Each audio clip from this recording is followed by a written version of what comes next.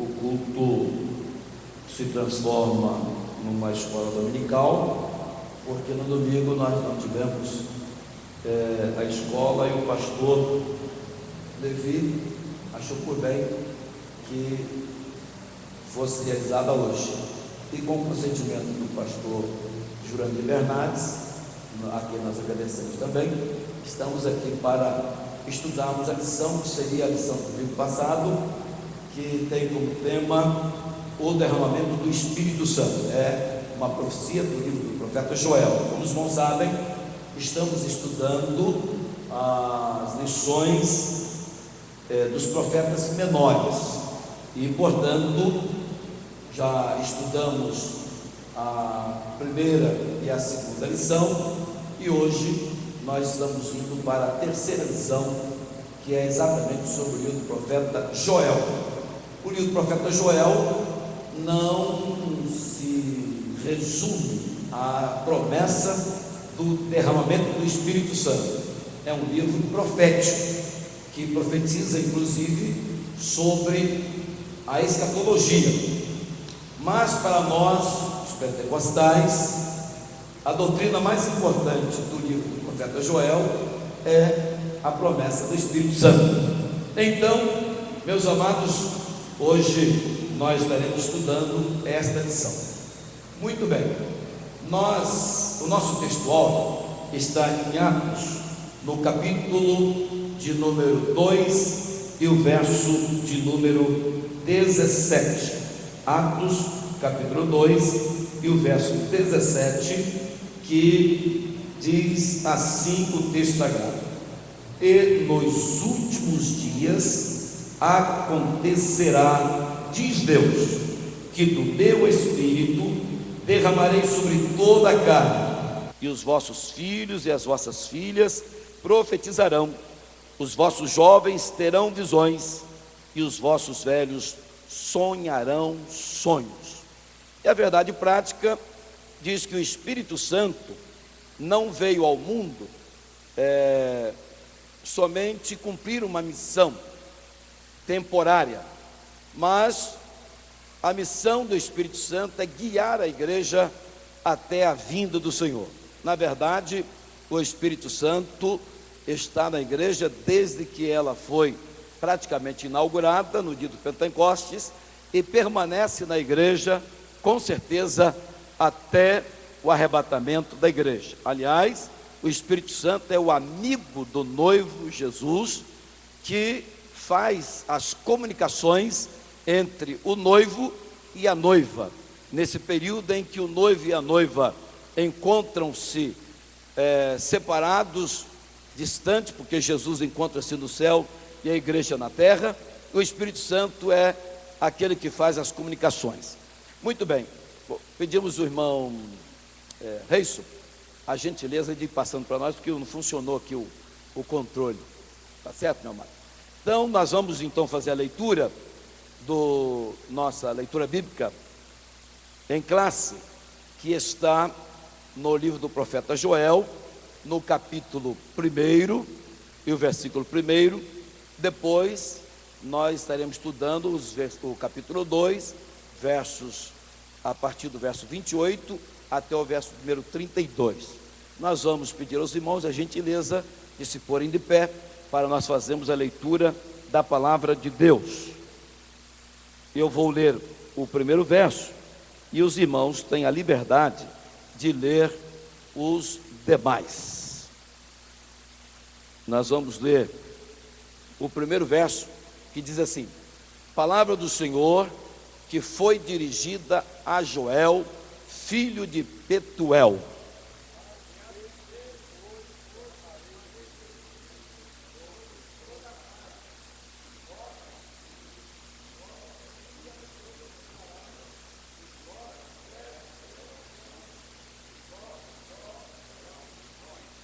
Todos os irmãos podem ler, sem nenhum problema, viu? E ler com bastante entusiasmo, porque é a palavra de Deus. Próximo.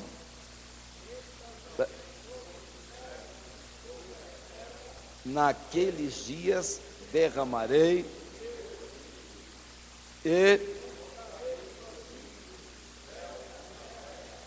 sangue, o sol,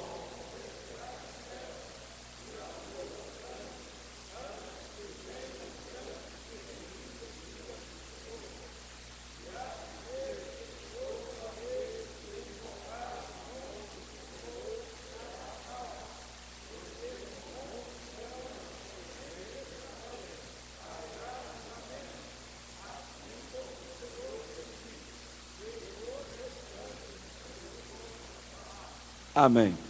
Deixe sentar, meus amados.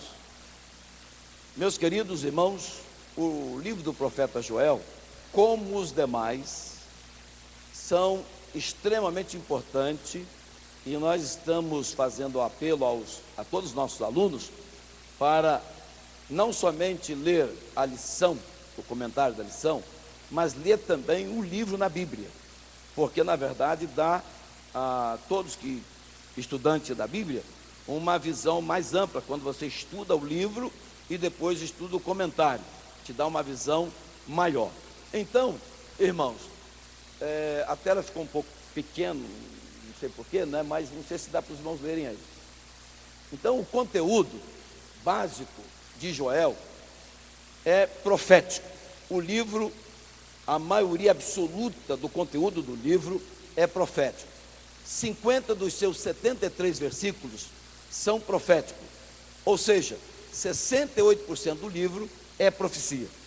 Então, e é bom dizer aos irmãos que é um livro que tem apenas 73 versículos, apenas 3 capítulos, mas o ministério do profeta Joel não se restringe a este livro. O livro foi tudo o que o Senhor determinou que Joel registrasse. O ministério do profeta é um ministério longo e ele profetizou por longos anos, mas a única literatura que ele foi inspirado a registrar são esses 3 capítulos que nós temos neste livro. Porque às vezes a pessoa observa-se um livro pequeno e acha que resume todo o ministério do profeta. Por exemplo, o caso do profeta Jonas. O profeta Jonas, ele teve um longo ministério no Reino do Norte de Israel, mas ele só recebeu inspiração para registrar o episódio da ordem do Senhor para que ele fosse a Nínive e pregar lá aos ninivitas. Mas o ministério dele é bem mais extenso. Então, é bom dizer aos irmãos que esses profetas são chamados menores, não porque são inferiores aos maiores, exatamente em função do conteúdo do registro dos seus livros. Como os livros são de menor conteúdo, então eles foram classificados como profetas menores, justamente apenas uma questão de classificação, porque a inspiração é a mesma, o alcance das profecias é a mesma, o livro tem a mesma inspiração, então eles estão nivelados também com os profetas maiores. Só na questão de volume é que eles são menores. Amém? Então, prosseguindo, antes, ainda volta um pouquinho, irmão, por gentileza. O livro, ele tem como tema o dia do Senhor. O dia do Senhor está referido no livro cerca de 1, 2, 3, 4, 5 vezes. Então, o tema do livro não é nem o derramamento do Espírito Santo. O tema do livro é o dia do Senhor, aquele grande e terrível dia. É claro que nós queremos adiantar para os irmãos que esse grande dia, ou grande e terrível dia do Senhor, na expressão do profeta Joel, é uma referência à grande tribulação, que na expressão do profeta Jeremias, no capítulo 30 e o versículo 7, ele fala do mesmo dia, citando como o dia da angústia de Jacó. Mas os outros profetas se referem a esse dia como também o dia do Senhor. Então, o dia do Senhor que ele fala aqui é o dia do juízo de Deus, da grande tribulação que vai acontecer aqui na terra após o arrebatamento da igreja. Então, entretanto, irmãos, embora o tema seja sobre o dia do Senhor, para nós, pentecostais, a mais importante profecia é o derramamento do Espírito Santo. Aliás, esse é o nosso tema da lição de hoje, é o derramamento do Espírito Santo. Nele nós vamos focar mais a nossa lição. Muito bem, próximo agora. Obrigado, meu amado. Então, vamos observar aqui alguns aspectos contextuais. O profeta Joel, cujo nome significa o Senhor é Deus, era filho de Petuel e entregou sua mensagem profética para o reino de Judá, o reino do sul, bem como para o povo de todo o mundo, como está registrado no seu livro. Ele destina, porque a Bíblia, embora ela tenha assim os seus primeiros leitores, mas a Bíblia é o livro, a carta magna de Deus aos homens na face da terra. Mas os primeiros leitores eram os moradores de Judá, que depois da divisão do reino de Israel, passou a existir o reino do norte, que eram formados de 10 tribos, cuja capital era Samaria, e o reino do sul, as tribos de Benjamim e de Judá, cuja capital era Jerusalém, tá certo? Então, ele foi profeta do reino de Judá. Provavelmente, ele profetizou, exerceu seu ministério entre os anos 835 a 796 antes de Cristo, ou seja, lá no 9º século antes de Cristo, ele exerceu o seu ministério. E o seu ministério foi exercido durante o reinado do rei Joás. Joás foi o rei que começou a reinar com 7 anos de idade. Não que ele tivesse condições de governar a nação, mas ele tinha um corregente, que era o sacerdote, o sumo sacerdote Joiada, que praticamente governava respeitando a dinastia davídica na pessoa de Joás, que foi a única criança que escapou da investida diabólica de Atália, né, que era uma das descendentes de Jezabel e Acabe, e casou-se com o filho de Josafá. Então ela desceu para ser rainha no reino de Judá, e ela, como instrumento do maligno, ela intentou matar todos os descendentes de Davi. É claro que aí nós temos um assalto maligno para destruir a semente da mulher, ou seja, para neutralizar o plano redentivo, porque na verdade, se fossem mortos todos os descendentes de Davi, estaria neutralizado o plano da redenção, porque Jesus descende da tribo de Judá, e esta era a intenção maléfica de Satanás. Mas a filha do sacerdote Joiada foi usada por Deus para pegar a criança, o Joás, que era recém-nascido, e escondê-lo. E depois, com 7 anos, ele foi proclamado rei, e Atália foi morta, e assim o reino continuou. Muito bem. Então, meus amados, a orientação sobre o governo de Judá nesse período era do sacerdote, até que ele tivesse idade suficiente para exercer o reinado. Muito bem. Próximo, meu amado. Meus queridos, aqui nós temos, na verdade, uma disposição do livro do profeta Joel, que mostra a primeira parte e a segunda parte. A primeira parte está no primeiro capítulo, até o capítulo 2, verso 17. Do primeiro versículo até o capítulo 2, verso 17, que é exatamente o que Joel relata sobre a praga dos gafanhotos, sobre o chamado à lamentação, também sobre o grande alarme, o chamado ao arrependimento, o clamor do profeta para que houvesse um grande arrependimento, para que o povo proclamasse um jejum, uma consagração, uma volta para Deus, essa primeira parte. E na segunda parte, nós temos do capítulo 2, verso 18, até o capítulo 3, 21, que é exatamente a compaixão pela comunidade em função do arrependimento deles. Quer dizer, se houvesse o arrependimento, Deus se compadeceria deles, segundo a palavra do profeta. Na verdade, irmãos, Deus sempre depende do arrependimento do homem. Se não houver o arrependimento, Deus nada pode fazer. Então o arrependimento, ele é primordial para quem quer desfrutar das bondades e da misericórdia de nosso Deus. E isso está explícito na profecia do profeta Joel. Também aqui ele fala sobre deixa eu ver se dá para me ler. Eu vim confiando que a terra seria grande e acabou grande. Como é que é?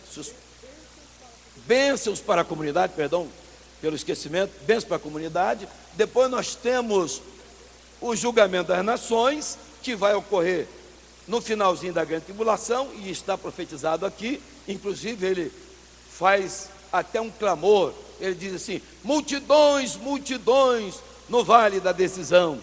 Quem leu o capítulo 3 deve ter lido esse versículo, que mostra, na verdade, a decisão, ou seja, o julgamento que se dará sobre todas as nações que estarão reunidas lá no vale de Josafá, segundo as profecias, que é o vale do Megido, que é um grande vale que existe na Palestina.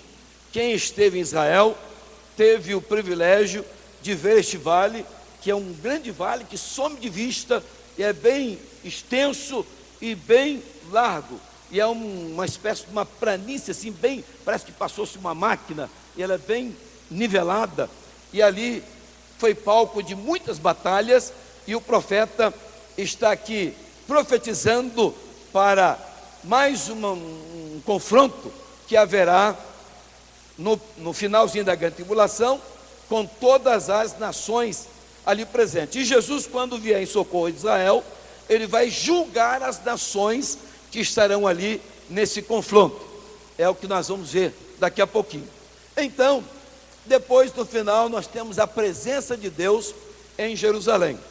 Na verdade, os irmãos sabem que nunca foi a intenção de Deus destruir o seu povo.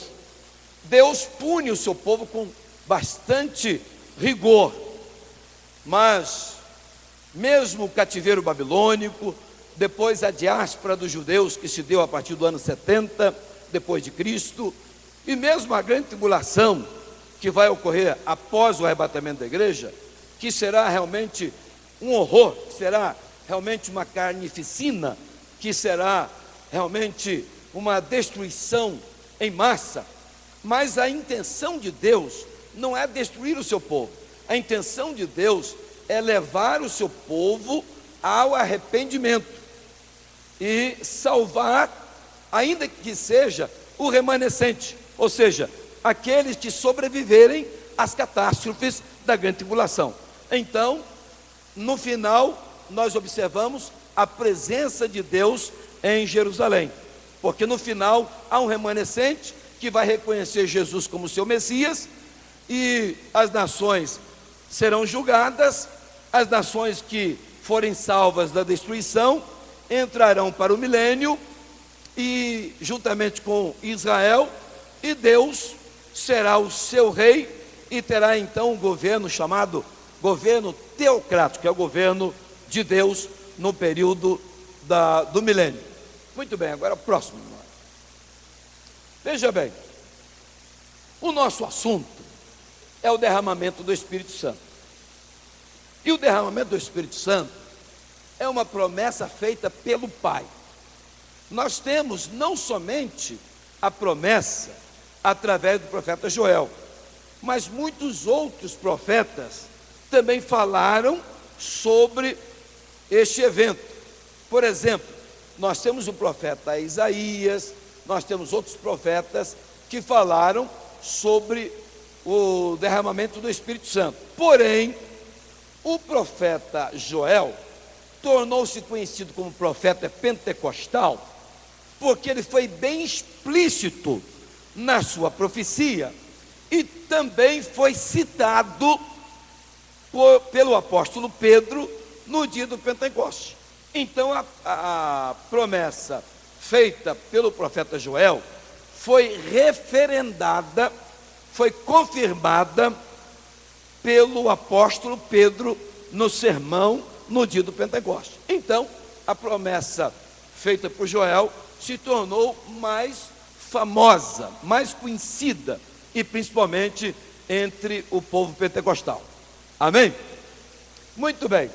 Então a promessa foi feita pelo Pai através dos profetas, depois foi ratificada pelo Filho, né, que também prometeu.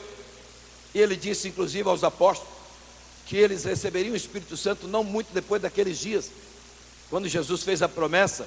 Se os irmãos lerem ali no primeiro capítulo de Atos dos Apóstolos, nós encontramos o Senhor mandando que os seus filhos aguardassem, né, lá em Jerusalém, até que do alto, uns 10 dias, né, uns 10 dias ali no cenáculo, aguardassem até que do alto fossem revestidos de poder.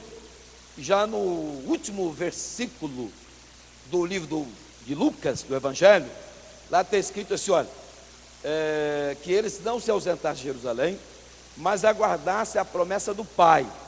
Então, observe que a promessa foi feita pelo Pai, mas ela foi ratificada pelo Filho. E depois nós temos outras promessas. No Evangelho de São João, Jesus disse, olha, eu irei e rogarei ao Pai, e Ele vos enviará o Consolador, né? Então, nós temos inúmeras promessas sobre a vinda do Espírito Santo. Muito bem. Por fim, ela foi operada pelo Consolador, e continua sendo, porque graças a Deus, nós temos o Espírito Santo morando em nós e agindo na igreja. Ele é o nosso guia, Ele é o nosso consolador, Ele é o nosso advogado, Ele é o nosso assistente. A Bíblia diz que Ele intercede por nós com gemidos inexprimíveis. Romanos 8, versos 26 e 27. E na verdade, o Espírito Santo, Ele é aquele que nos capacita, é aquele que nos dota com capacidade espiritual para realizar a sua obra. No Atos capítulo 1, versículo 8, Jesus disse aos apóstolos, mas recebereis poder ao descer sobre vós o Espírito Santo, e ser-me-eis testemunhas, tanto em Jerusalém, como em toda a Judéia, Samaria e até os confins da terra. Graças a Deus que estamos nos confins da terra. Estamos em Limeira, mas a promessa chegou até nós. E o Espírito Santo, ele realmente opera na vida de todo crente, porque a conversão se dá pela operação do Espírito Santo. É o Espírito Santo que convence o homem do pecado, da justiça e do juízo, e passa a habitar no crente. É bom dizer aos irmãos que há uma confusão entre dizer que o crente foi selado com o Espírito Santo e o crente foi batizado com o Espírito Santo. O selo com o Espírito Santo não pode ser confundido com o batismo com o Espírito Santo. O crente, quando se converte a Cristo, ele já é selado com o Espírito Santo. O selo é sinal de propriedade, tem a ver com a possessão divina. A Bíblia diz que nós não devemos entristecer o Espírito Santo de Deus, no qual fomos selados para o dia da redenção. Aos Efésios capítulo 4, versículo 30. Então, o crente, quando recebe a Cristo como Salvador, ele já é selado com o Espírito Santo, mas ainda muitos não foram batizados com o Espírito Santo. Portanto, a partir da conversão, o crente deve buscar o batismo com o Espírito Santo, que é uma bênção complementar da salvação, porque na verdade o batismo com o Espírito Santo é um revestimento do Espírito Santo, revestimento de poder, que faz do crente uma testemunha poderosa do Senhor Jesus Cristo. Quantos estão entendendo? Infelizmente, nós vamos observar daqui a pouquinho que mesmo nas igrejas pentecostais, nem todos desfrutam da plenitude do Espírito Santo. Por quê? Porque muitos se acomodam e não buscam, embora creiam. E outros, na verdade, acham que Deus não quer batizá-los, porque eles pediram por um longo tempo e não foram batizados. Aí eles pararam de buscar. Então, eu quero dizer para os irmãos, se tem uma coisa que todos nós podemos orar sem medo de errar, e que é da vontade de Deus, é buscar o Espírito Santo. Jesus foi bem claro, que diz assim, olha, se vós sendo maus, sabeis dar boas dádivas a vossos filhos, quanto mais o Senhor vos dará o Espírito Santo àqueles que lhe o pedirem. Então, quem não é batizado com o Espírito Santo, pode pedir e insistir. Alguns são batizados, assim, de imediato. Outros demoram mais um pouco. Não que Deus não queira batizar. Nós não sabemos explicar qual é o mistério de alguns crentes se demorarem um pouco a receber o batismo do Espírito Santo. Mas o certo é que o nosso dever é crer e buscar constantemente o batismo com o Espírito Santo. Amém? Atos 2, verso 39, diz assim: e a promessa vos diz respeito a vós, a vossos filhos, aos que estão longe e a tantos quanto Deus nosso Senhor chamar. Então, o que se conclui? Que a promessa diz respeito a todos. Eu creio que muitos não recebem porque acham que o batismo com o Espírito Santo é uma possessão do Espírito Santo sobre a pessoa, como é a possessão do demônio sobre muitas pessoas. O demônio toma posse e a pessoa faz aquilo que nem vê e nem sabe.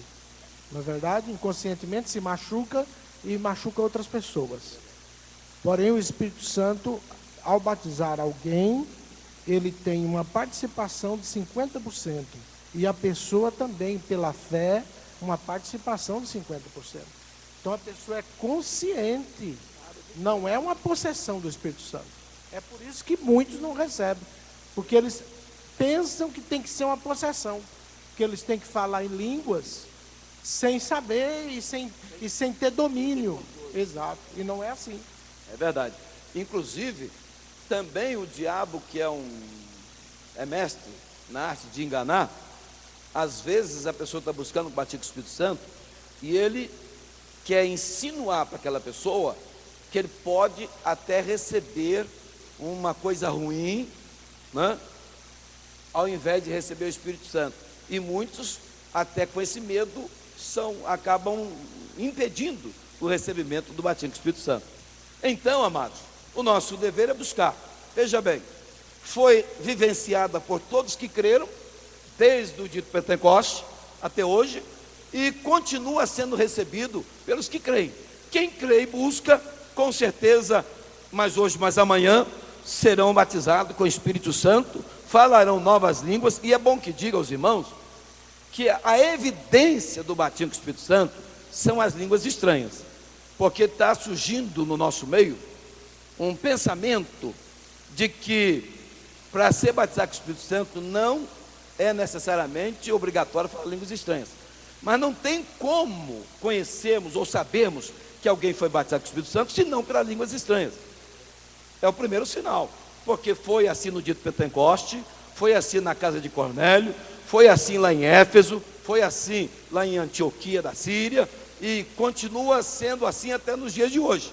Então a única evidência é as línguas estranhas. Não é verdade? É evidência. Marcos diz: falarão novas línguas. Então, essa é um sinal que acompanha todos que creem e buscam e recebem. Então, próximo, meu amado.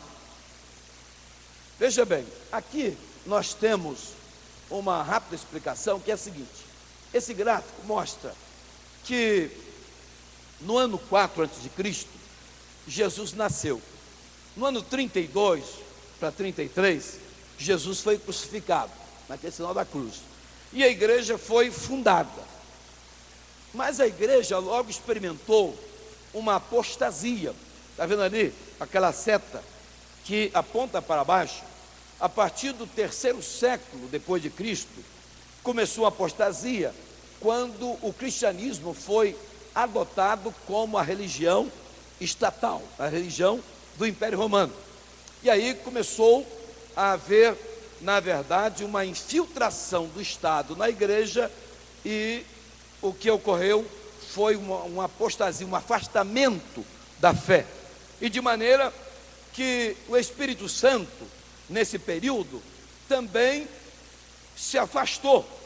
E nós não temos notícia, nesse período, assim, de derramamentos abundantes, porque a igreja entrou pelo caminho do secularismo, e depois entrou a idolatria, veio depois a mariolatria e outras coisas a mais, até que na Idade Média Deus usou alguns nomes, e um dos mais expressivos é Martinho Lutero, para que levantasse, né, contra aqueles dogmas da Igreja Católica.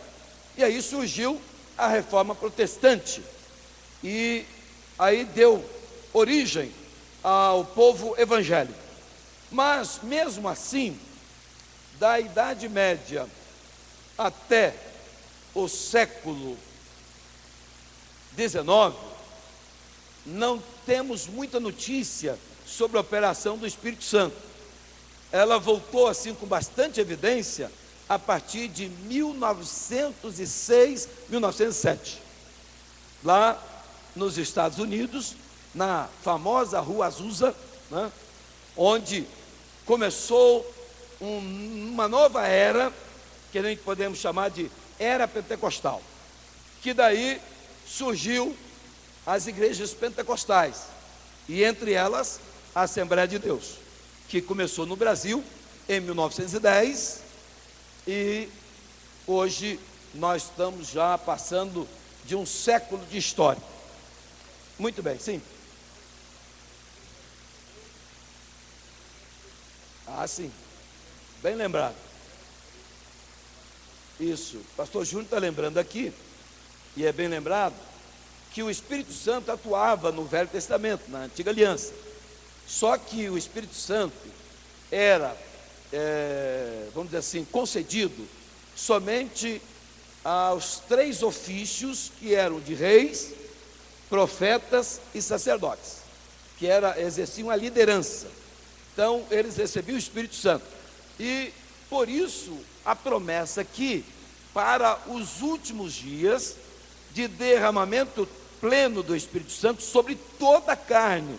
E o profeta frisa ainda, Senhor, sobre os meus servos e as minhas servas. Não sabe que servo aqui tem o significado de escravo. Então, até mesmo sobre os escravos, a promessa faz referência. Ou seja, seria um derramamento sem restrições. Buscar, crer, se arrepender, sem nenhuma restrição. Agora, nós vamos lembrar aqui na frente, porque aqui nós vamos observar que depois acontece o arrebatamento da igreja. Aqui nós temos a ressurreição, aqui o arrebatamento, aí logo depois começa a grande tribulação, tá certo? Que é aquela parte onde está aquela chamazinha ali. Muito bem, próximo, meu amado. Sim. Pode falar.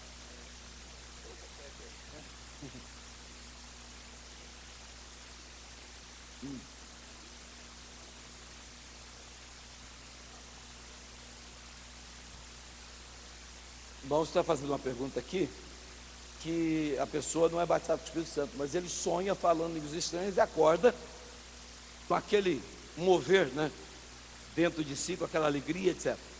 Eu acredito que essa pessoa, isso é meu modo de ver, basta pedir uma confirmação para, né, você falou línguas estranhas,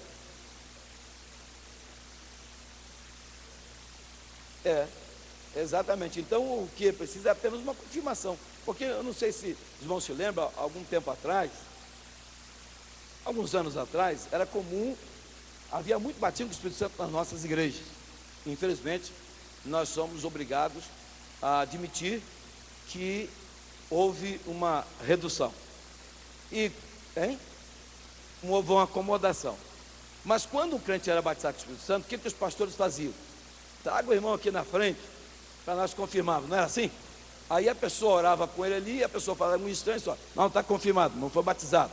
Aí mandava escrever lá na ficha dele que ele foi batizado com o Espírito Santo naquele dia, para ficar registrado lá. Então, às vezes que falta é uma confirmação, orar com a pessoa para que ele dê lugar ao Espírito Santo e naturalmente ele vai falar línguas estranhas e vai confirmar. Aconteceu com o irmão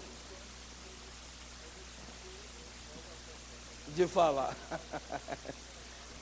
Então por isso que é bom a confirmação, porque confirma, né? Motiva a pessoa a falar língua estranha, né?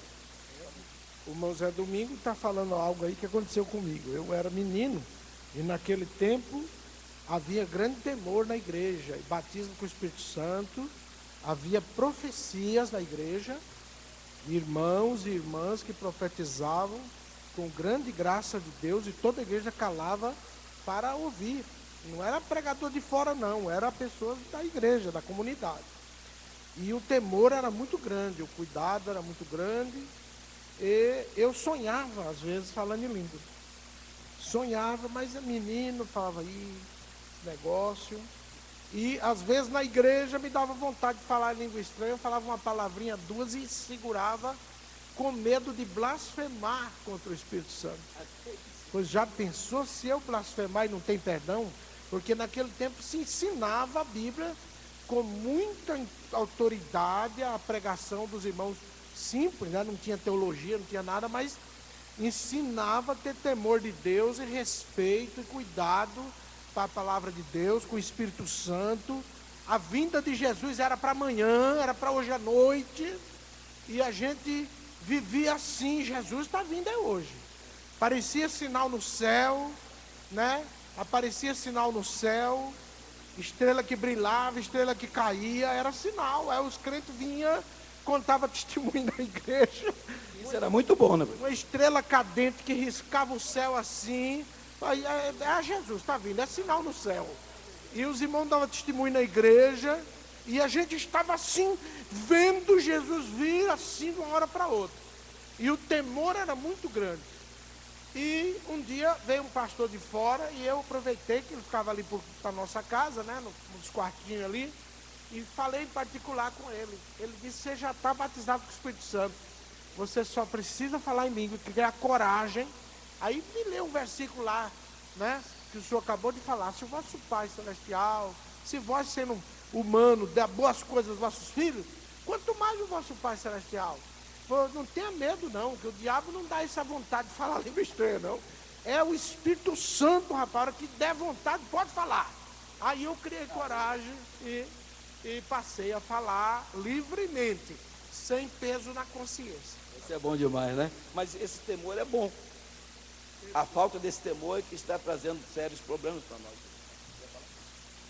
Quanto semente ao temor, há muitos anos eu estava em uma cidade, em um outro estado, e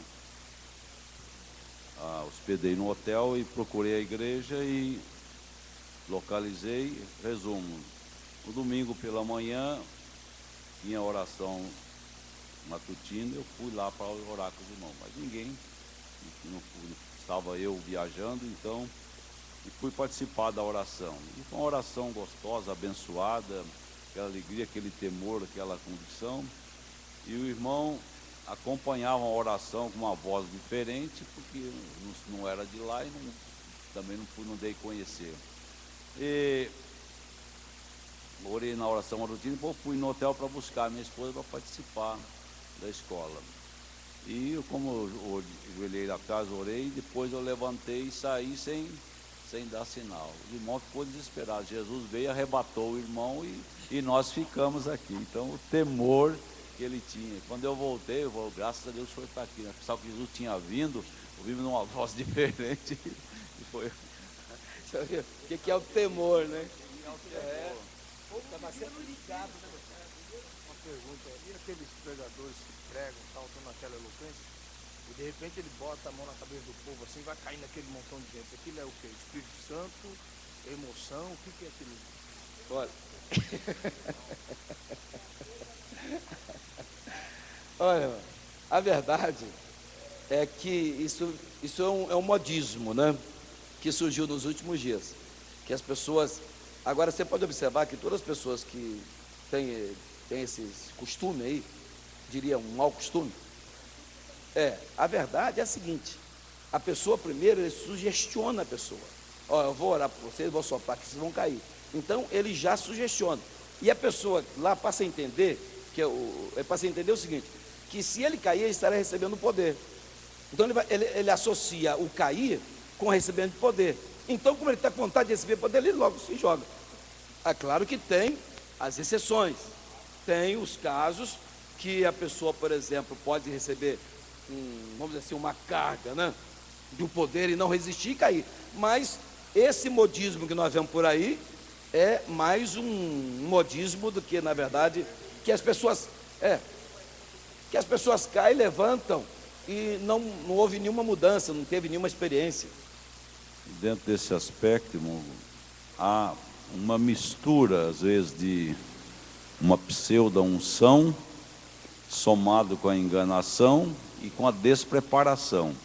Tem tudo isso. Então, vou só contar um fato de um irmão que congrega aqui com nós, e trabalha à noite, e ele foi participar de um culto desse, tinha lá um desses que promovia a queda das pessoas. Ele disse assim, olha, eu quero ver se é poder de Deus mesmo. E ele é uma pessoa forte fisicamente. Ele disse assim, eu vou fazer uma experiência, se é Deus ou se é enganação. Ele foi lá para a fila, a pessoa forte falou assim, mas eu vou preparado, eu vou pôr um pé na frente e o outro atrás. E o pregador desconfiou da situação, nele não pôs a mão, caiu, nem orou por ele. Então, tem mais a enganação do que unção. Manifestação, mas Deus não se deixa dirigir por manifestação assim natural das pessoas, e sim quando Ele quer agir. Então tem aqueles que pregam uma unção que não tem, faz o que não convém e engana quem não precisa. Então nós não temos necessidade. Se alguma pessoa tiver receber um poder grande e cair, pode acontecer. Eu já tive em algum lugar pregando e as pessoas caíram. Agora, eu não tenho vamos dizer assim, a mania de ficar orando para as pessoas caírem. Agora, um certo obreiro chegou para mim e disse, pastor, eu estou pedindo a Deus o dom de fazer as pessoas cair. Eu disse, irmão, não faça um negócio desse, meu. Peça a Deus o dom de levantar os caídos e não de derrubar quem está em pé.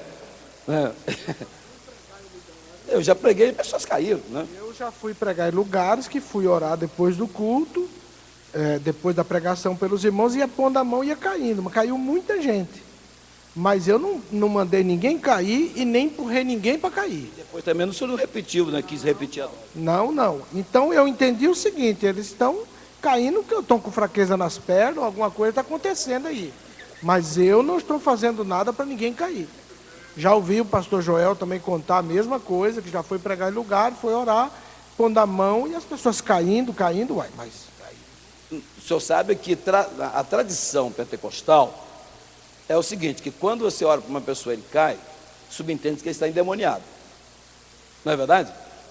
Aí se eu expulso o demônio, a pessoa levanta. Agora...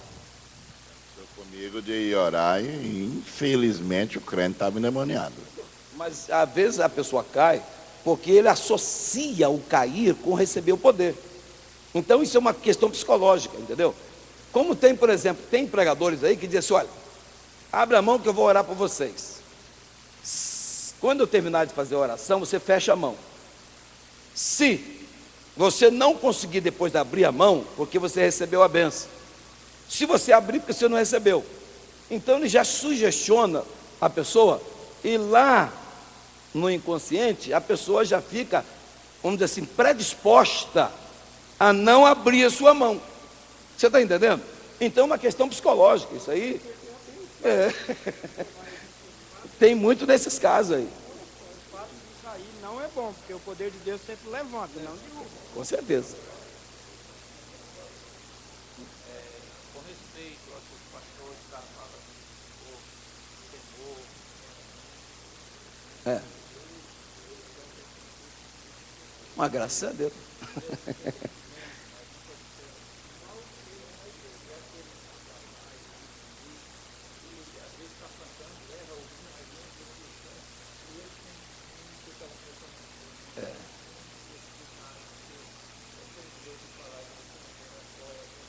Não, é verdade. Esse temor, irmão, não é porque houve um comodismo e muitas pessoas se acomodaram, que nós vamos achar que é assim mesmo. Porque, na verdade, o nosso dever é continuar temendo a Deus. Na verdade, tem muitas coisas que acontecem no meio pentecostal que são coisas novas. Não tem embasamento bíblico. Entendeu? Não tem embasamento bíblico. Então, na verdade, nós temos, irmãos, que primar pelo que ensina a Bíblia. Se não tem base bíblica, para mim, eu dispenso. Eu só aceito aquilo que tem embasamento bíblico. Não tem embasamento bíblico, então para mim, não tem fundamentação bíblica. Se não tem fundamentação bíblica, para mim, eu não devo aceitar. Isso é que eu entendo. Muito bem. Agora, irmãos, fazendo aqui uma comparação da profecia e da pregação de Pedro, os irmãos vão observar uma coisa interessante. O pastor Levi falou um negócio interessante, e eu concordo. Realmente a gente prega, e sempre quando fala nesse assunto fica meio assim, alguma dúvida, né? Porque a gente prega, ora, principalmente nós somos itinerantes, e a pessoa cai. Eu não sei se por coincidência, ou dom de Deus ou não, eu acredito que o diabo não é, mas a gente ora. Domingo aconteceu comigo isso aí que nós estamos tratando. Preguei numa igreja do nosso ministério, a mulher do segundo dirigente, eu orei por ela, não mandei ela cair, não empurrei, ela caiu no chão. E lá ficou desmaiada até o fim do culto. E no final do culto ela, não, ficou lá deitada lá tal. No fim do culto ela levantou, foi lá na porta da igreja, eu estava vendendo DVD, ela veio contar para mim o que aconteceu com ela. E ela me disse a seguinte palavra: essa semana eu falei para minha filha que esse negócio de crente cair não é de Deus. E eu não caía, que podia orar, eu choro, sinta para Deus, mas cair eu não caio. E o Senhor pôs a mão na minha cabeça, o chão sumiu, e eu não consegui mais se manter em pé, e eu tive uma visão e começou a falar alguma coisa que aconteceu com ela. Aí a gente fica naquela palavra, realmente tem o modismo, tem o empurra, tem o sopra para a pessoa cair, tudo isso tem. O pastor Levi colocou corretamente, e a gente não manda ninguém cair, cai se quer. Só que essa passagem bíblica aqui deixa algo para nós. Estes homens não estão embriagados, como vós estáis a pensais, sendo esta a terceira hora do dia. Mas isto é o que foi dito pelo profeta Joel. O que é embriagado, pastor? Não é balançando, mole, caindo? Dá uma explicação sobre, porque estava todo mundo lá embriagado, 120, mais ou menos, esperando a profecia do profeta Joel. Aí, quando o Espírito Santo desceu, sentiram... Só que eles estavam assentados. Então, quando o Espírito Santo chegou, ele estava assentado, não estava em pé. Então, eles ficaram embriagados, no sentido de estar falando línguas estranhas, como se estivesse fora de si. Mas não no sentido de estar balançando para cair, porque eles estavam assentados, eles não estavam em pé. Entendeu? A Bíblia diz que todos estavam assentados. É palavra desconhecida, é que dava o entender da embriaguez. Entendeu? Ele não sabia falar aquela língua e estava falando. E não é. Você não serve de base para isso. Felizmente não serve. Exatamente, por causa das palavras que eles falavam. Porque ele não estava em pé, estava sentado. Entendeu? Uns diziam as coisas e outros diziam outra. Então, aqueles mais simples que não entendiam as línguas que eles falavam, não é? Pensava que estão falando um monte de coisa que ninguém entende, então estão bêbados, né? Porque cachaceiro, em todo lugar, toda vida, fala enrolado, né? Fala enrolado. Agora, amados, observe uma coisa interessante. Aqui eu coloquei 2 versículos, ó. A profecia de Joel e a pregação de Pedro. Veja bem, ó. profecia de Joel diz assim: e há de ser que depois derramarei o quê? O meu espírito. Quando Pedro vai pregar, ele disse: e acontecerá nos últimos dias, diz o Senhor, que derramarei do meu espírito. Já não disse a mesma coisa, a mesma expressão, o meu espírito, mas do. Do significa derramamento parcial, porque a profecia de Joel é o derramamento pleno sobre toda a carne, servos e servas, todo mundo. Já a partir do Pentecoste, o derramamento só foi sobre os crentes e não foi sobre toda a carne. Então, um derramamento parcial. Entendeu? Então, ele tem um cumprimento que começa na igreja e depois, o próximo, meu amado, e depois ele vai acontecer no final dos tempos. Pode dar mais um toquezinho. Veja bem, ó. Com esse toque lá, a profecia anterior, se observou que o profeta Joel apontou para Israel, lá no final, porque a profecia é para Israel. Quer dizer que nos últimos dias derramarei o meu espírito. Mas de repente, quando a igreja é inaugurada, a profecia de Joel se cumpre na igreja. Mais ou menos, falando em termos de data, né? Profeta Joel, 420? Não, dá mais, 835 anos. 400 anos ficou sem profecia. 835 a.C. que ele profetizou. Não, então, veja bem. Então a profecia apontar para Israel. Mas no meio do caminho a igreja recebe. Lembra que Jesus falou que os primeiros seriam os últimos e os últimos seriam os primeiros? Então a promessa destinava a Israel, mas a igreja recebe na frente. Aí Pedro é quem explica que isso era cumprimento da profecia de Joel. Agora veja bem, mais um toque, meu amado. A igreja é arrebatada e a promessa de Joel continua para Israel, apontando para Israel. Depois do arrebatamento, a palavra continua de pé para Israel, porque o cumprimento da profecia se dará no milênio. O cumprimento pleno, porque o cumprimento da igreja no dia do Pentecostes foi parcial. Os irmãos estão entendendo? Então, veja bem, mais um toque. Aí começa a grande tribulação. Com o encerramento da grande tribulação, começa o milênio. Aí no milênio o Espírito Santo vai descer sobre todo Israel. Aí vai ser sobre toda a carne, sobre todos os servos, etc. E a terra se encherá do conhecimento do Senhor. Haverá uma condição extremamente favorável para o povo servir a Deus no milênio. Porque o diabo estará preso, não haverá tentação, o povo estará servindo a Deus diretamente, será o reino teocrático. Então as condições serão extremamente favoráveis, né? Próximo. Veja bem, a promessa diz respeito a todos. Nós já comentamos sobre esse versículo, né? Porque a promessa diz respeito a vós, a vossos filhos, aos que estão longe e a todos quantos o Senhor Deus chamar. Bem, depende apenas de crer e buscar, como nós já falamos. Fora as igrejas que não aceitam este derramar, observa-se que mesmo nas igrejas pentecostais, como é o nosso caso, nem todos vivem essa plenitude, que é realmente é grave, porque a promessa é para todos os crentes. Deus não está preocupado com denominação, se é presbiteriano, se é batista, se é Assembleia de Deus. Creu, buscou, recebe. Agora, nem mesmo nas igrejas pentecostais, nem todos desfrutam dessa bênção, por causa de comodismo, né? Então os motivos podem ser vários, e entre eles a falta de doutrina nesse sentido também contribui, porque se prega hoje menos sobre batismo com o Espírito Santo. É verdade ou não? Antigamente as pregações eram realmente motivante com relação às pessoas. A pessoa se convertia, logo ele era ensinado a buscar o batismo com o Espírito Santo. Até antes da pessoa ser batizada nas águas, ele já recebia o batismo com o Espírito Santo, não é verdade? Mas hoje está diferente. A igreja conduziu por um caminho que às vezes a pessoa se converte e fica um bom tempo na igreja sem saber até sobre a doutrina do batismo com o Espírito Santo. Eu tive já a oportunidade, há muitos anos aqui, mais de 40 anos. Uma certa feita, um jovem procurou e falou assim: irmão, onde tem vigília?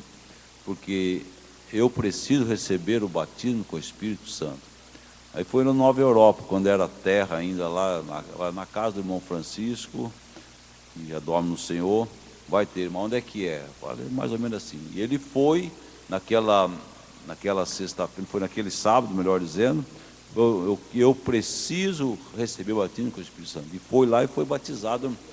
Então, havia, e se buscava, isso quer dizer, não bastava ensinar, havia uma predisposição de ir em busca, de estar atrás, e um interesse, uma motivação para receber. Haviam moças que a pré-condição para ela namorar um moço era ele ser batizado com o Espírito Santo, que às vezes era novo convertido que veio, era batizado nas águas, e ela dizia: não, mas só posso namorar com você se você primeiro for batizado com o Espírito Santo. Isso era bom demais, né? Que obrigava o cidadão a buscar o batismo até para namorar, né? O melhor é que às vezes o moço era batizado do Espírito Santo, aí dizia: não, agora não quero namorar mais não. Agora ela que tinha que buscar, né?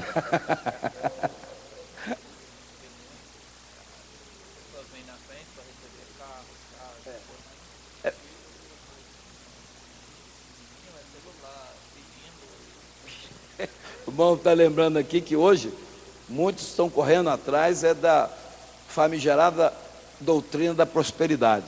Então, vem para buscar um carro, buscar uma casa, um aumento de salário. Os adolescentes querem comprar um celular, quer comprar um tablet, né? E outras coisas a mais. Mas, infelizmente, é uma realidade. Mas nós precisamos de voltar, irmãos. Porque, na verdade, Deus não desistiu de batizar ninguém com o Espírito Santo. O povo é que não buscou mais. Pastor está pedindo que eu pergunte quantos irmãos aqui são batizados com o Espírito Santo. Por gentileza, levante a mão. Os batizados. Temos até um número razoável. Muito bem. Então, amados, às vezes é falta de doutrina nesse sentido. Como também muitos crentes não se preocupam ou perseveram em buscar esse dom, por não saberem o quanto ele é imprescindível para todos que professam a fé cristã, porque é um revestimento. Irmãos, eu lutei muito para receber o batismo do Espírito Santo, porque eu vim da presbiteriana. Primeiro eu não acreditava no batismo do Espírito Santo, né? Aí depois eu fiquei uma noite inteira discutindo com o irmão que era da Assembleia de Deus e eu da presbiteriana. Ele numa cama, num quarto, eu no outro quarto. Não dormimos a noite. Ele falava lá, eu rebatia de cá. Ele falava de lá, eu rebatia de cá. E aí, não dormimos aquela noite. Foi das 10 horas da noite, que nós fomos para a cama, ele num quarto, eu no outro, ele falava lá, eu falava de cá, e deu 6 horas da manhã, nem eu aceitei, nem ele me convenceu, né? Mas o certo é que depois Deus me convenceu. Aí, porque na minha casa, eu fui o último que vim para a Assembleia de Deus. O meu pai veio primeiro, minha irmã, minha mãe, eu fui o último, porque eu era ali na palavra, ali, instrução lá da presbiteriana, então eu fiquei firmado naquilo ali. Bem, quando eu passei a aceitar e criar, aí eu fui buscar. Aí eu buscava, não recebia de jeito nenhum. Ia na vigília, aí não sei aonde, e buscava. Aí, irmão, sabe o que aconteceu? Depois de muito tempo, eu estava de férias, e eu fui para o trabalho do círculo de oração. Falei: eu vou hoje para o culto de oração lá das irmãs, buscar o batismo, porque eu estou de férias mesmo. Aí saí de casa sozinho e fui para a reunião do círculo de oração. Quando eu estou descendo para a igreja, encontrei com um pastor que estava subindo. Aí o pastor tinha um vozeirão forte e falou assim: irmão João, já foi batizado com o Espírito Santo? Aí eu falei assim: por enquanto não, pastor, estou buscando. Aí falou para mim assim: você não recebeu ele porque não quis, viu? E virou as costas e foi embora. Fiquei olhando para ele assim: não é possível um negócio desse. Como é que eu não recebi? Porque eu estou correndo atrás e estou pedindo e não recebi. Aquilo me incomodou, aquela palavra. E eu fui para o ciclo de oração. Cheguei lá, tinha um grupo pequeno de irmãs orando, assim, no cantinho da igreja. E eu entrei, não queria atrapalhar ninguém, fazer barulho, era o único homem. Aí fui no cantinho, fui lá no final, dobrei o joelho e fiquei orando lá. Aí estou orando lá, mas impactado com aquela palavra do pastor. Aí eu falei, mas Deus, eu estou querendo, ele falou que eu não quero, que negócio é esse? E fiquei naquele negócio ali. De repente, veio a língua para me falar. Aí eu achei que aquela língua, eu já tinha ouvido outra pessoa falar. Pronto, e fiquei naquela guerra ali, não falava também. Orava, vinha falar, não, essa língua eu já ouvi. E fiquei naquela guerra ali. Aí eu falei assim, Senhor, me tira dessa dúvida, eu não sei mais o que eu faço. Aí, ninguém tinha visto eu entrar. E tinha uma irmã lá, que agora esqueci o nome dela. Deus usou aquela irmã em profecia e falou assim, meu servo, ninguém tinha visto eu entrar. O único homem que tinha. Meu servo, eis que eu tenho te ungido e você não abre a boca para falar. Abra a tua boca e fale. Aí eu falei, não, então é de Deus mesmo. Pronto, aí comecei a falar, nunca mais eu deixei de falar línguas estranhas, graças a Deus. Então, a verdade é que nós precisamos buscar mesmo, né? Tem muita situação que impede, mas Deus está disposto a batizar, porque Deus é fiel na promessa que faz. Se Ele prometeu, porque Ele quer batizar com o Espírito Santo, quer derramar o Espírito Santo sobre todos. O pastor aí, ele foi bênção na vida do senhor, como foi Paulo na vida desses senhores aqui, ó. Que Paulo disse assim, ó, Atos 19, versículo 7, Paulo diz assim, disse-lhes, recebestes vós já o Espírito Santo quando creste? E eles disseram-lhes, nós nem ainda ouvimos que haja Espírito Santo. O versículo 6 do 17, Paulo faz o seguinte, e impondo-lhes Paulo as mãos, veio sobre eles o Espírito Santo, e falavam línguas e profetizavam. O pastor fez o que Paulo fez aqui. Na verdade, aquela palavra que ele me falou me incomodou, porque na verdade eu estava buscando. E ele falou que eu não fui batizado porque eu não quis. Ele era o homem de Deus, não sei, mas como é que o homem de Deus fala um negócio desse comigo, né? Fiquei. Mas aí acabou que Deus abençoou. Mais um só. Mais um toquezinho para mim, meu amado. Irmãos, veja bem, antes do derramar pleno a Israel, lá no milênio, haverá grande tribulação, como nós já mostramos aí. Olha o que diz aqui, ó, verso 30. E mostrarei prodígio no céu e na terra, sangue, fogo e colunas de fumaça. Mas o profeta Zacarias, concordando com a profecia de Joel, no capítulo 13, versículo 9, ele diz assim, olha, e farei passar esta terceira parte pelo fogo, e a purificarei como se purifica a prata, e a prepararei como se prepara, ou como se prova o ouro. Ela invocará o meu nome, e eu a ouvirei, e direi, é meu povo, e ela dirá, o Senhor é o meu Deus.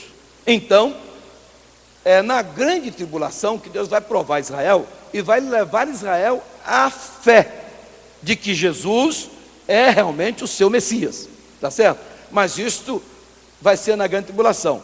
Como nós já cremos em Jesus Cristo, nós não precisamos de tribulação, nós esperamos o arrebatamento, que antecede com certeza a grande tribulação que está por vir, que nós sempre pregamos que será após o arrebatamento da igreja. Próximo, rapidinho para nós encerrarmos, porque o horário passa tão rápido. Agora você vai dando um toquezinho de cada vez aí, só para os irmãos terem uma noção. Nós fizemos aqui um gráfico. Aqui nós temos primeiro a igreja na terra, mas a igreja vai ser arrebatada. Pode dar mais um toque, olha lá, igreja arrebatada. Jesus vem ao encontro dela e a igreja vai ser arrebatada. E com certeza, o que vai acontecer logo depois? Olha lá, tribunal de Cristo. Nós seremos galardoados no tribunal de Cristo. Seremos arrebatados e logo a seguir iremos para o tribunal. No tribunal, as nossas obras serão julgadas e nós seremos galardoados. Diz a Bíblia, no capítulo 22, versículo 12 de Apocalipse, que escrito o seguinte: eis que venho e trago comigo o galardão para dar a cada um segundo as suas obras. Então Jesus vem e traz com ele o galardão. Então não será no céu.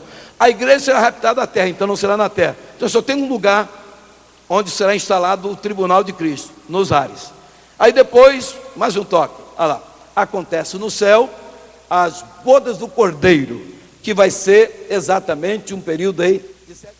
Nesse período das bodas do Cordeiro, acontece na terra, mais um toque, olha lá, a grande tribulação, que começa após o arrebatamento da igreja, aqui na terra, paralelamente no céu, as bodas do Cordeiro.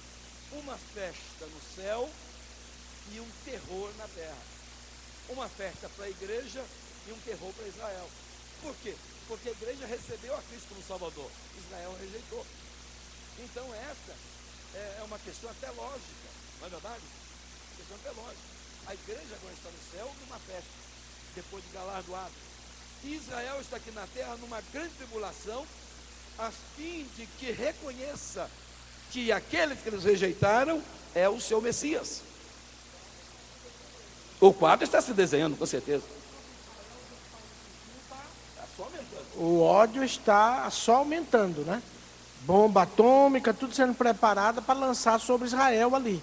E Israel sabe disso, porque eles têm falado. Olha, o país tal está fazendo bomba contra nós, o país tal está... Não é? É verdade, eles conhecem as profecias. E, na verdade, sabemos que o que está escrito na Bíblia, irmão, não vai cair nada por terra. O que nós estamos ensinando aqui para os irmãos é o que está na Bíblia. Então, mais um toque, meu amado. Olha lá. Depois de terminadas as bodas do Cordeiro, Jesus vem com a igreja. E, mais um.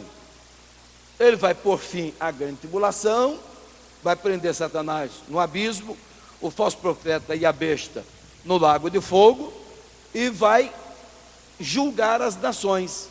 Lembra da palavra do profeta Joel, né? Multidões, multidões no vale da decisão.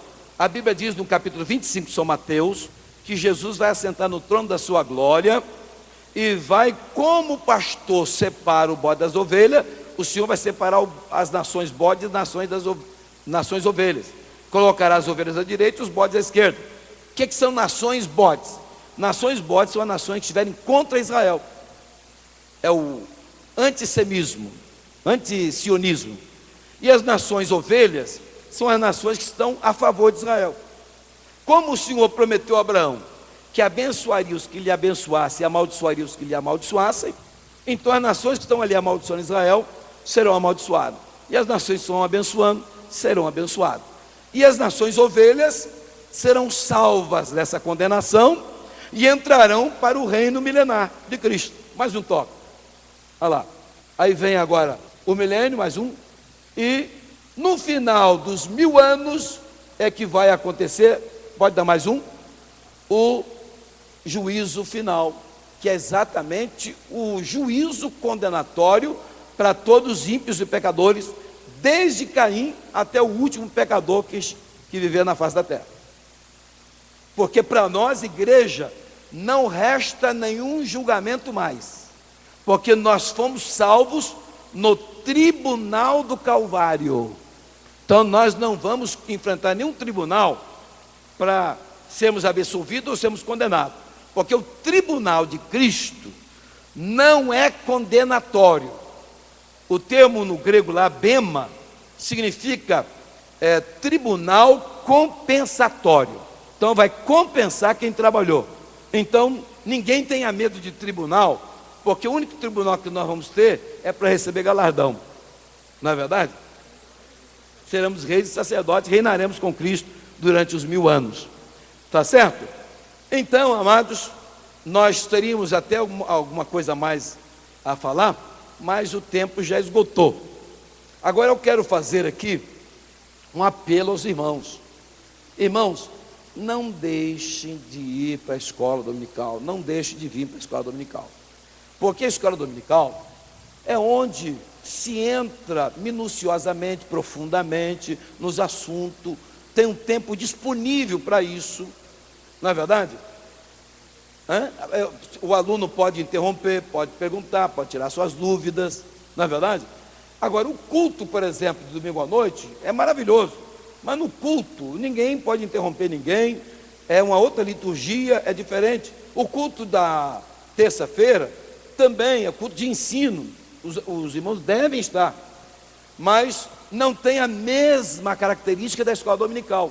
O único culto que o aluno tem toda a liberdade para expor as suas ideias, os seus conceitos, fazer suas perguntas, é a escola dominical. E tem muitos que têm dúvida, mas porque não frequentam a escola dominical, continuam com a dúvida. Então, eu sugiro aos irmãos que estão aqui da sede, que vêm para a escola, os irmãos da congregação frequente a escola dominical lá na sua congregação, porque a escola dominical, com certeza, é a maior escola do mundo, entendeu? É claro que os obreiros teriam que ser os primeiros, porque nós somos exemplos, porque muitos não vêm, porque exatamente os obreiros não vêm. O próprio Júnior não vem, né? Então ele está condenando ele mesmo.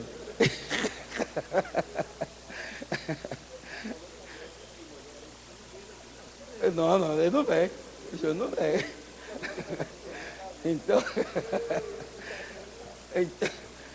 Então, irmãos, na verdade, muitos não vêm porque os obreiros não vêm.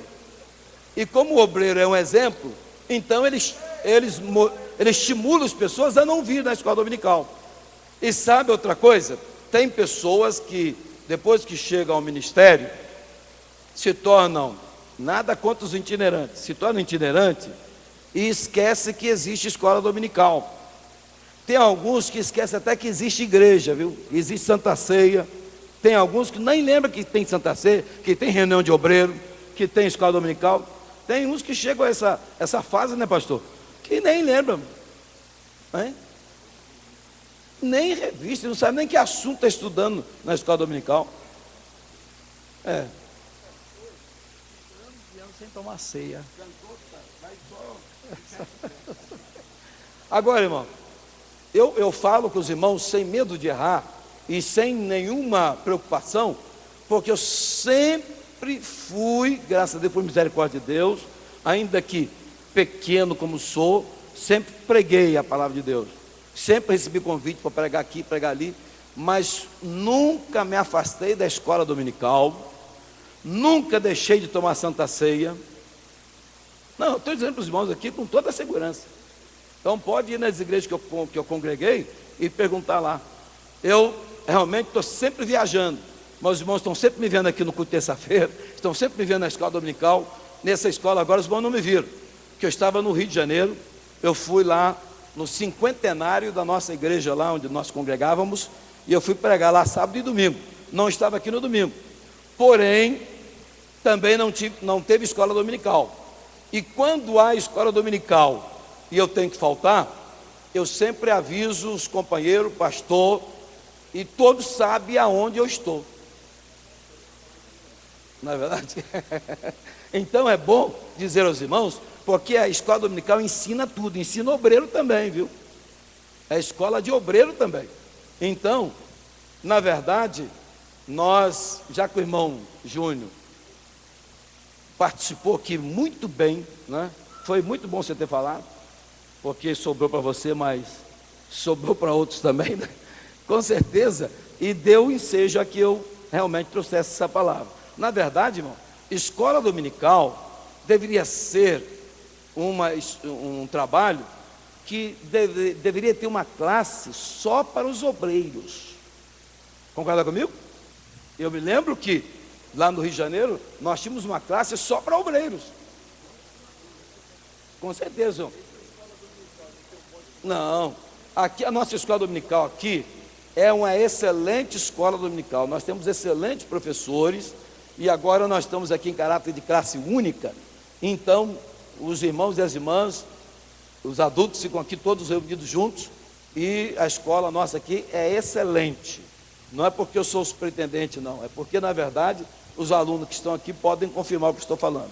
Nós aqui procuramos ensinar com muita dedicação, com muita profundidade, e os irmãos que vêm à escola dominical, com certeza, não se arrependem. Uma época, passando Pérola, que nós professores íamos mais cedo para conversar a respeito da lição antes de ministrar a aula, para todos estar tocando o sino no mesmo tom. Isso é importante. Então, agora, o problema é que não dá para fazer isso, que não, agora os obreiros não vêm, então fica difícil, né? Mas fica aqui a nossa palavra, a nossa advertência e o nosso convite para todos estarem na escola dominical. A coisa melhor que tem, irmãos, é o crente se encher da palavra de Deus, porque o crente cheio da palavra é cheio de fé, é cheio de entusiasmo, ele não dá vontade de entregar cartão de membro, não dá vontade de voltar atrás. Na verdade, o crente cheio da palavra, ele é destemido, ele realmente enfrenta desafio, e ele é corajoso, ele entra na batalha com a certeza de que vai sair vencedor, porque ele tem confiança na palavra de Deus, porque a palavra de Deus é que estrutura o crente, é que dá embasamento à vida cristã. Então, por isso, todos precisam aprender a palavra de Deus. Muito obrigado pela oportunidade, Deus abençoe, e até terça-feira que vem, que eu acredito que nós teremos mais uma escola dominical, porque no domingo que vem nós não teremos escola dominical, teremos aqui na sede a festa das crianças. Então a nossa escola será terça-feira que vem. Sábado e domingo de manhã nós teremos a festa aqui das crianças. Então nós suspendemos a escola e teremos na terça-feira que vem. Se os irmãos quiserem voltar aqui para estudar conosco, nós ficaremos felizes e alegres. Muito obrigado, pastor Jurandir. Deus abençoe. Amém? Enquanto o ciclo de oração se prepara para louvar o Senhor, nós vamos contribuir com a nossa contribuição que trouxemos para a nossa escola e também para a nossa adoração ao Senhor. Então, o ciclo de oração prepara nesse momento para louvar o Senhor. Nós vamos ler aqui o convite lá do Jardim Nobreville, congregação do Nobreville, 4º aniversário do templo, do ciclo de oração, Grupos Unidos da Fé, realizar-se 26, 27 e 28 de outubro, próximo final de semana.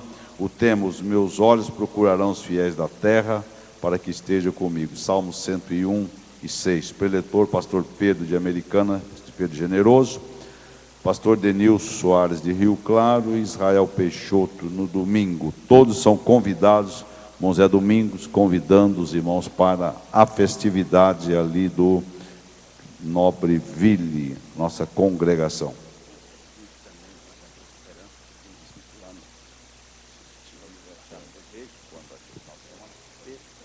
E próximo final de semana também, Boa Esperança, o 25º aniversário da congregação do Jardim Boa Esperança. Seu pastor lá, irmão Gerson, convidando a todos para não esquecer de estarem ali na... Oi? Pastor Joel vai estar lá na abertura. Pastor Levi.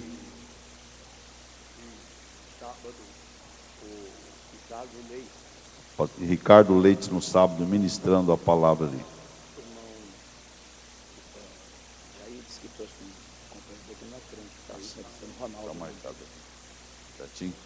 Ciclo de oração se preparando também. Nosso irmão Jair trouxe um convidado, fique de pé por favor, está cooperando conosco hoje, veio com necessidade de que o Espírito Santo trabalhe na sua vida, né? Hoje é um dia de vitória, vamos recebê-lo como bem-vindo, em nome de Jesus, amém? Irmão Marcelo e irmão Mihai lá de Santa Catarina, Joinville, estão conosco, fique de pé por favor, vamos recebê-lo dizendo: sois bem-vindos em nome de Jesus. Uma feliz estada conosco, Deus abençoe e recompensa. Sexta-feira, a grande vigília dos obreiros. Todos aqui a partir das 23 horas. Sexta-feira, grande vigília aqui dos obreiros. Uma visitação. As congregações que estão escaladas na cooperação de hoje, quais são?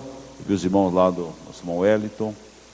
Está aí, lá da congregação do Orestes Verone, tem uns irmãos aí, sois bem-vindos, muito obrigado, feliz estar conosco. Mais alguma congregação conosco? Irmão Wellington, está aí. Mais alguém? Mais alguma congregação? Estão aí os irmãos Orestes Verone, né? Estão aqui, muito obrigado, feliz estada conosco, né? A irmã que trouxe o uniforme das crianças, quem está aí? A irmã que trouxe aí os uniformes. Estão lá embaixo? Tá. Pede para não ir embora, que preciso falar com ela, tem uma informação para passar. Certo? Então, vigília, o nosso visitante, a cooperação e trabalho das crianças aqui. Deus abençoe em nome de Jesus. Então, siga de oração louvando o Senhor e nós contribuindo com aquilo que trouxemos para a causa do Senhor, dízimos e as ofertas para o reino de Deus.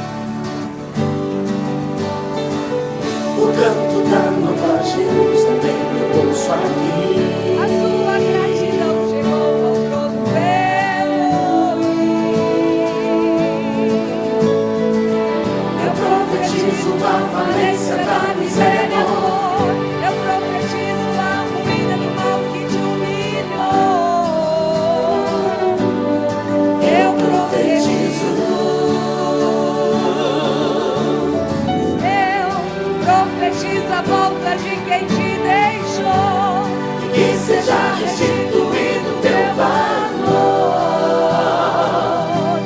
E venha em bonança tua vitória.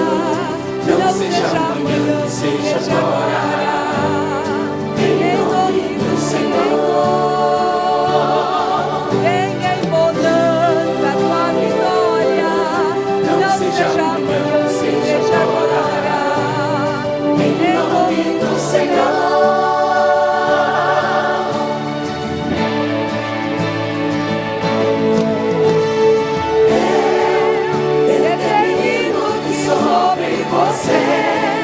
Dessa glória de Deus e o poder, e que seja sarada tua casa, tua família.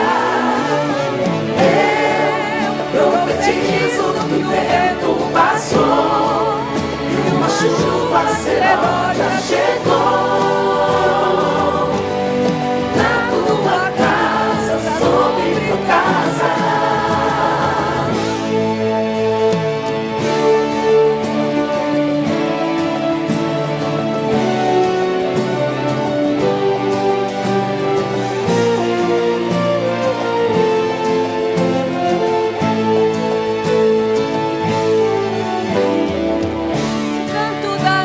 Jerusalém, eu ouço aqui. O canto da Nova Jerusalém, eu ouço aqui.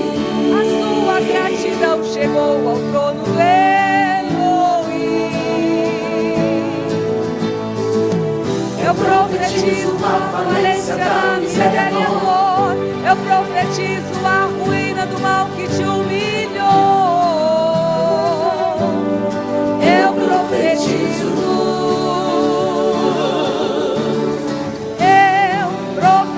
a volta de quem te deixou, que seja restituído teu valor.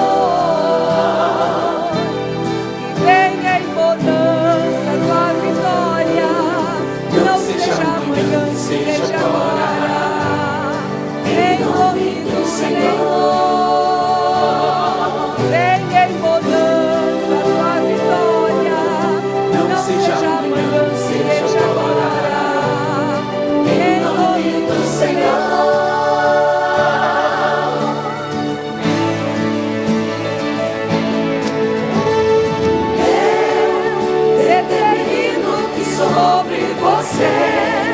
Dessa glória de Deus e o poder, e que seja sarada tua casa, tua família. Eu profetizo que o vento passou e uma chuva serena chegou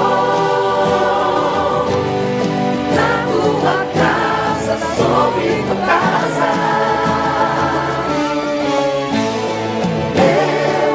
Profetizo que o vento passou e uma chuva serena chegou na tua casa, sobre tua casa.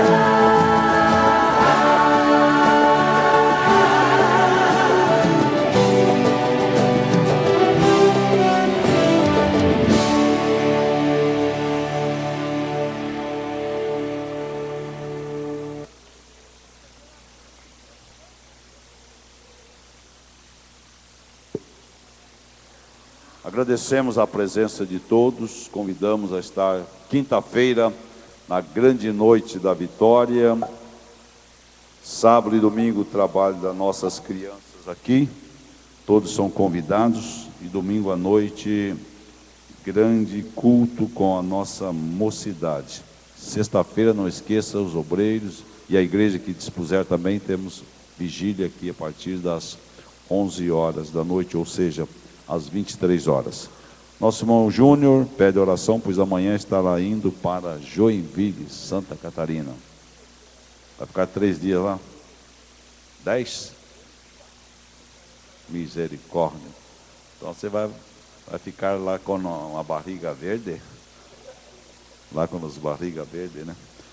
Assim eles expressam lá. Então agradecemos a presença de todos, abençoe a recompensa, convidamos a todos a estar de pé, todos com o compromisso de estar novamente na causa e na casa do Senhor. O pastor Joel orando por nós e nos abençoando, encerrando essa escola abençoada. Hoje estivemos aqui em nome de Jesus. Assim, o nosso visitante que está aí conosco, que não quer entregar para Jesus hoje, abrir o seu coração, deixar que o Espírito Santo mova, ele liberta, ele age na sua vida, dissipa todas as trevas, todo o mal e dá vitória. O que é o Espírito Santo? É a força de Deus em nós, que faz com que nós resistamos todas as ondas de pecado, seja ele vício ou outras sortes de pecado. Como se diz, é uma resistência, é um poder que envolve e liberta poderosamente. Não quer decidir hoje para Jesus? O senhor não quer entregar para Jesus hoje a oportunidade de ter o seu encontro com Ele, deixar Ele transformar a sua vida e fazer um milagre na sua vida? É uma noite oportuna. Quer ter essa experiência? Sim ou não? Quer aceitar Jesus hoje? Então levante a sua mão, vem aqui à frente, nós vamos orar pelo Senhor. Jesus é a força, Jesus é a esperança, Ele livra do mal, Ele tira da escravidão, Ele faz uma transformação. Recebe, venham com Ele aí, o nosso irmão Jair, vai lá que eu conheço.